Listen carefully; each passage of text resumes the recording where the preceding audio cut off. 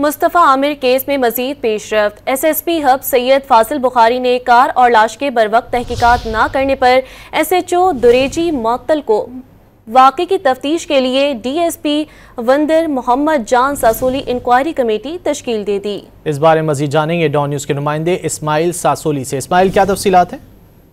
बिल्कुल, SSP hub Saeed फाजिल शाह बुखारी ने Mustafa Aamir case में एक तहकीकाती कमेटी बनाई है, जिसमें मुतल्लिका जो SHO थे दुरेजी उस वक्त के, उन्हें मुअत्तल कर दिया है और कमेटी की सरबराही DSP वंदर मोहम्मद जान सासोली करेंगे। उन्होंने बताया कि 5 दिन के अंदर इस वाक़े की तहकीकात की जाए कि ये कार कहां से हब में दाखिल हुआ और दुरेजी तक कैसे पहुंचा, और इसे जिस वक्त आग लगाई गई इतनी देर बाद पुलिस को पता नहीं चल सका। इसके हवाले से तहकीकात की जा रही है और जिसपे गफलत बरतने पर जिन अफसरान होंगे, इन पर 5 दिन के बाद जो इंक्वायरी रिपोर्ट होगा उस पर फौरी एक्शन लिया जाएगा।